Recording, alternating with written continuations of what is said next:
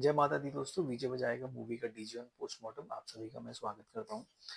और आज हम पोस्टमार्टम करने वाले हैं वॉर 2 मूवी का, बिकॉज मैंने ये मूवी थिएटर में जाके बिल्कुल भी नहीं देखी। मैंने नेटफ्लिक्स का सब्सक्रिप्शन ले रखा है। तो और मुझे पूरा भरोसा है अपने इंडियन चुनिंदा जो राइटर्स डायरेक्टर्स हैं, जो स्पेसिफिक बैनर से मूवी आती है। So I have full faith in them. So इसलिए मैंने ये मूवी नेट थिएटर्स में जाके नहीं देखी, नेटफ्लिक्स पे अब जब आई है तब की मूवी मैंने देखी है। एंड सीरियसली मैंने ये ढाई ढाई घंटे की मूवी सिर्फ 45 मिनट में पूरी कर ली। जी हाँ, एग्जैक्टली। आई मीन मूवी में कुछ भी नया नहीं था, वही घिसी पिटी स्टोरी। दो दोस्त जो बचपन में मिलते हैं फिर अलग हो जाते हैं बिकॉज हुज द बेस्ट वाली कैटेगरी आ जाती है उनके अंदर। एंड देन फिर वो अपने आप को साबित करने लग जाते हैं कि भाई उन दोनों में से अच्छा कौन है। राइट।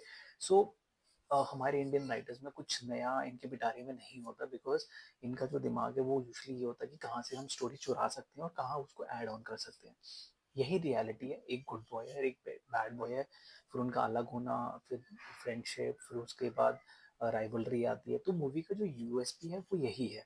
मूवी में अलग कुछ नहीं है, थोड़ा सा बैकग्राउंड म्यूजिक, एक्शन सीन्स अच्छे हैं, लोकेशंस अच्छी हैं, एक म्यूजिक है ट्रिपिंग हाई जो मुझे बहुत ज़्यादा पसंद है। तो वैसे हम मूवी की शुरुआत करते हैं, जो कि ग्रीक गॉड के कातिल लुक्स के साथ होती है, जो कि पहले जो मूवी थी वॉर 1 उसमें बहुत ज़्यादा वायरल हुआ था। ठीक है, तो सेम उन्होंने वही वो भी यहाँ पे भी वही किया है।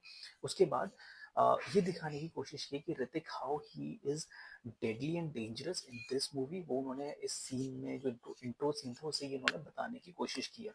ओके। अब इंट्रो सीन के बाद आता है कियारा की एंट्री। अब जब कियारा को ये पता चलता है कि यार उसके फादर को मार दिया एंड सो वैसे जब कियारा की री एंट्री होती है तो हम यही सोच रहे हैं कि इस मूवी में उनका क्या काम है। आई मीन पूरी मूवी देखने के बाद उनका जो रोल है वो 10 मिनट से कम का रोल है। और एक्टिंग उनकी बहुत अच्छी है, मुझे यूजली बहुत अच्छी लगती है, बट इस मूवी में मुझे वो जो एक्सपेक्टेशन थी वो कुछ भी नहीं रहा इस मूवी में उनके लिए। So basically I don't know why she is. और उन्होंने इस मूवी के लिए 15 करोड़ चार्ज किया, तो आप कैलकुलेट कर सकते हो कि हर 1 मिनट के लिए उन्होंने 1 से 1.5 करोड़ रुपए चार्ज किया है, which is a very massive amount. ठीक है।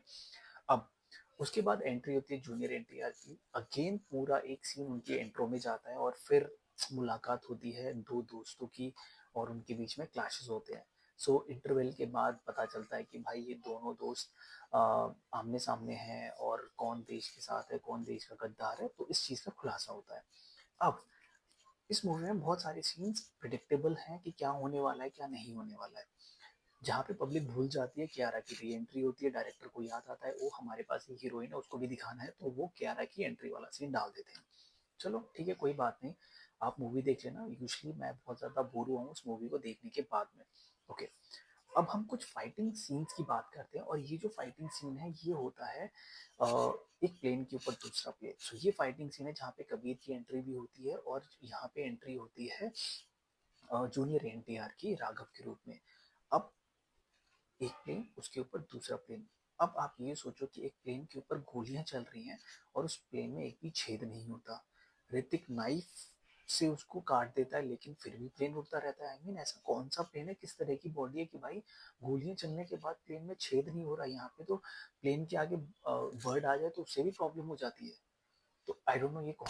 सो गाइस जिस प्लेन की हम बात कर रहे हैं उसमें एक और इंटरेस्टिंग फैक्ट है कि इस प्लेन में जो दूसरा प्लेन है जिससे ऋतिक उस प्लेन के ऊपर लैंडिंग करता है, वो जो प्लेन है बेसिकली यूएस मिलिट्री का सबसे बेस्ट प्लेन है, जिसको बैट शेप प्लेन भी बोला जाता है, स्टील्थ बॉम्बर जिसका नाम है। अब मुझे ये समझ में नहीं आया इस प्लेन को रॉकी एजेंट्स ने किराए पे लिया है या एक्चुअली में है, बिकॉज रियलिटी में ये प्लेन यूएस आर्मी के पास है और ये उनका सबसे बेस्ट प्लेन है जिसको स्टील बॉम्बर बोलते हैं, बैट शेप में है। तो ये इन्होंने क्यों दिखाया कैसे दिखाया मुझे समझ में नहीं आया, बट मुझे तो I was just really shocked कि भाई ऐसा इन्होंने कैसे कर लिया।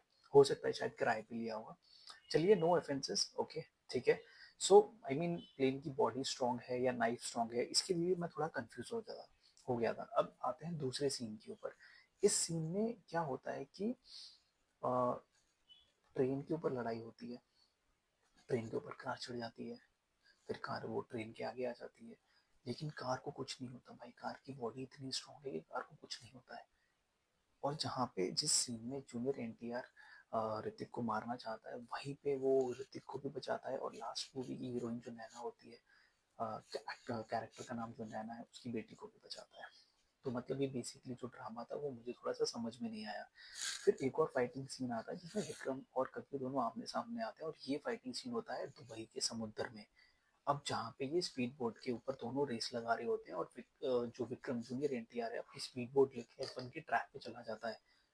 अब यहाँ पे भी मैं थोड़ा शॉक हो गया कि भाई उस ट्रैक पे F1 रेसर की गाड़ियां चल रही हैं, आप अपनी स्पीड बोट चला रहे हो, भाई क्या दिखाना चाहते हो, मुझे तो समझ में ही नहीं आया। और उन सबको पीछे छोड़ते, आई मीन F1 रेसर भी सोच रहे होंगे कि यार हम ये रेस क्यों ही कर रहे हैं, जब ये स्पीड बोट लेके F1 के ट्रैक खुद ही जीत जा रहा है तो हम क्यों ही चला रहे हैं। चलिए आगे बढ़ते हैं। फिर आते हैं एक और सीन के ऊपर। अब ये जो सीन होता है, ये सीन होता है आइस में, जो हमारा एक्चुअली में लास्ट फाइटिंग सीन है। अब उस फाइटिंग सीन में क्या होता है, आइस के ऊपर ऋतिक बाइक पे आते हैं एंड आई वाज शॉक्ड कि भाई आइस के ऊपर बाइक चला सकते हो, बिकॉज मैंने जब गूगल करके सर्च किया आई वाज सो क्यूरियस कि भाई क्या हम आइस के ऊपर बाइक चला सकते हैं। तो मैंने सर्च किया और जो मुझे पता चला, इस बाइक का नाम है स्लश बाइक बोलते हैं इसको। स्लश बाइक नाम है ये, दूसरी तरह की बाइक, ये वो बाइक नहीं है जो वहाँ पे दिखाई गई है। तो मतलब हमारे जो प्रोड्यूसर्स हैं, राइटर्स हैं, डायरेक्टर्स हैं, ये मतलब कुछ भी दिखाना चाहते हैं और हमारे एक्टर्स मान भी लेते हैं कि चलो भाई हम ये कर लेते हैं। जनता बेवकूफ़ है, जनता पागल है, इनको क्या ही पता चलेगा। चलिए खैर आगे बढ़ते हैं। सो यहाँ तक आते आते भाई मेरा दिमाग हिल गया। मैं एक बार फिर भगवान से थैंक यू बोलना चाहता हूँ कि मैंने मूवी थिएटर में जाके नहीं देखी, पता नहीं मेरा क्या हाल होता। ओके, अब एक और सीन की बात करते हैं। ये वो सीन है जहाँ पे इंडिया का प्राइम मिनिस्टर प्लेन में जाता है और उस प्राइम मिनिस्टर की सिक्योरिटी कॉम्प्रोमाइज हो जाती है। भाई ऐसा कैसे हो सकता है कि पूरी की पूरी सिक्योरिटी कॉम्प्रोमाइज हो जाए और आपके जो इंटेलिजेंस है उसको पता ही ना चले कि भैया आपकी पूरी की पूरी सिक्योरिटी कॉम्प्रोमाइज हो गई है। चलिए, थोड़ा सोचने वाली बात है। एक तरफ रॉक का बेस्ट एजेंट जो साला सब कुछ कर लेता है और एक तरफ आपकी पूरी इंटेल जो ये पता नहीं लगा सकती कि आपके पीएम की सिक्योरिटी और जो पुलिस है वो कॉम्प्रोमाइज हो गई है। आई मीन अनिल कपूर भी इस सीन में सोच रहे होंगे कि यार इनसे अच्छी सिक्योरिटी तो बिग बॉस के तानिया मित्तल की है, जिसके पास कम से कम 150 बॉडी गार्ड है। चलिए, और फिर कबीर और विक्रम की लड़ाई हो जाती है और उसके बाद फिर से राघव, सॉरी विक्रम जिंदा हो जाता है। सो आखिरी सीन में विक्रम और कबीर की लड़ाई हो जाती है। विक्रम दोबारा से जिंदा हो जाता है और फिर कबीर का एक आइकॉनिक डायलॉग आता है जिसमें वो ये बोलता है कि टाइगर पठान अब कबीर के बाद राघव का नाम भी उस लिस्ट में ऐड हो गया है। तो मैं ये थोड़ा सा सोचने लग गया कि भाई ये कौन सी लिस्ट है, स्टोरी तो कुछ थी नहीं, ये लिस्ट बढ़ाई जा रहे हैं, मतलब क्यों बेवजह। ओके, तो फाइनली कंक्लूजन पे मैं ये आया कि इस मूवी में हमारे जो डायरेक्टर हैं और जो राइटर्स हैं और जो प्रोड्यूसर्स हैं वो ये दिखाना चाहते थे कि हम कहाँ कहाँ पे फाइटिंग सीक्वेंसेस कर सकते हैं। सो एक पहला फाइटिंग सीक्वेंस था ट्रेन के ऊपर, ट्रेन के ऊपर कार होती है। दूसरा हुआ प्लेन, प्लेन के ऊपर प्लेन होता है। तीसरा होता है समुद्र में, वो भी दुबई में। फिर वो स्पीड बोट जो है आपके एवन ट्रैक पे चली जाती है। फिर होता है चौथा बर्फ के ऊपर, बर्फ के ऊपर बाइक लेके आते हैं। आई मीन भाई कुछ रह गया है धरती पे, कुछ है क्या। अब मुझे लग रहा है कबीर, पठान, टाइगर और राघव मिलकर अगला जो मिशन करने वाले हैं, भाई ये मिशन स्पेस में होने वाला है वॉर 3 के लिए। बिकॉज वॉर 2 के बाद धरती माँ ने कह दिया है कि बेटा यहाँ का कोटा आपका हो गया पूरा, अब तो आप सितारों के पार जाओ, यहाँ आपके लिए कुछ नहीं है। तो वैसे मूवी देखने के बाद मुझे रियलाइज हुआ कि जो मेरा डिसीजन था मूवी को थिएटर में ना देखने का, ये बहुत ही सही डिसीजन था।